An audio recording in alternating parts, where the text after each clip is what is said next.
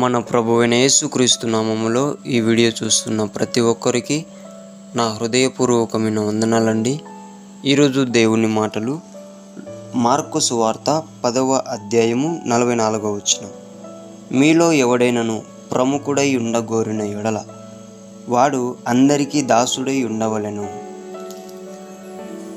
చూడండి, దేవుడు మనతో మాట్లాడుతున్నాడు. ఏమని అంటే, ఎవరైతే సంఘంలో ప్రముఖుడై ఉండాలని కోరుకుంటాడో అలాంటి వ్యక్తి అందరికీ దాసుడుగా ఉండాలని దేవుడు చెప్తున్నాడు.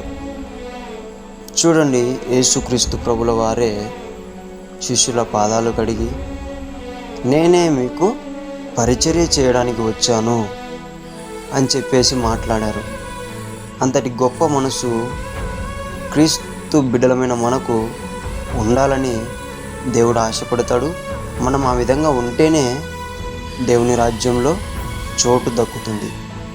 మనమందరం కూడా ఏదో ప్రార్థన చేస్తామని, బాగా పాటలు పాడతామని, ఆరాధన బాగా చేస్తామని, లేదంటే వాక్యం బాగా చదువుతామని ప్రముఖుడుగా ఉండాలనుకుంటే అది చాలా పొరపాటు. సంఘంలో అది ఉండకూడదని దేవుడు ఆశపడుతున్నాడు. ఎవరైతే అలాంటి మనసు ఉంటే, అందరికీ దాసునిగా నువ్వు ఎంచుకొని నువ్వు సంఘంలో కనుక ఉంటే దేవునికి నువ్వు చాలా ప్రియమైన వ్యక్తిగా నిలిచిపోతావు.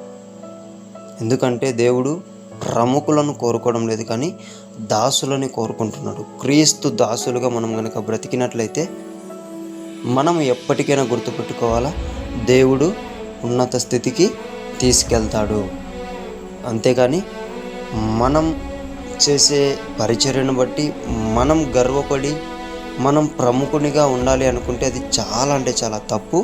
అది పొరపాటు. సంఘంలో దానివల్ల చాలా ప్రాబ్లమ్స్ వస్తాయి. అందుకే దేవుడు చెప్తున్నాడు, అలాంటి వాళ్ళు ఎవరన్నా ఉంటే ప్లీజ్ దయచేసి దేవుని మాట వినండి. మనమందరం కూడా యేసుక్రీస్తు బిడ్డలము, సహోదరులము, సహోదరమణులము, కలిసిమెలిసి ఆయన సన్నిధిలో పని చేయాలి. కాబట్టి ఎవరైతే అలా ఉండాలనుకుంటున్నారో వాళ్ళందరూ కూడా ముందుగా దాసులుగా ఉండడం నేర్చుకుందాం. దేవుని మనసులో చోటు సంపాదించుకుందాం. దేవుడి మాటను దీవించునుగాక. ప్రార్థించుకుందాం.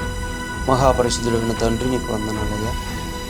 మేము ఏదో ప్రార్థిస్తున్నామని, వాక్యం చెప్తున్నామని, పాటలు పాడుతున్నామని, మంచి స్వరాలు ఉన్నాయని, మంచి వరాలు ఉన్నాయని చెప్పేసి ప్రముఖులుగా ఉండాలని కోరుకుంటుంటే మమ్మల్ని క్షమించమని ప్రార్థిస్తున్నాం యేసయ్య.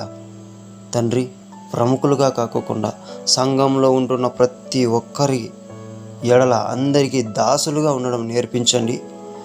తర్వాత నీవే నీ కృపను బట్టి హెచ్చించమని యేసు నామములో మాకందరికీ తగ్గింపు స్వభావం దయచేసి నిన్ను నీవు మహిమపరచుకోమని ప్రార్థించి వేడుకుంటున్నాం తండ్రి.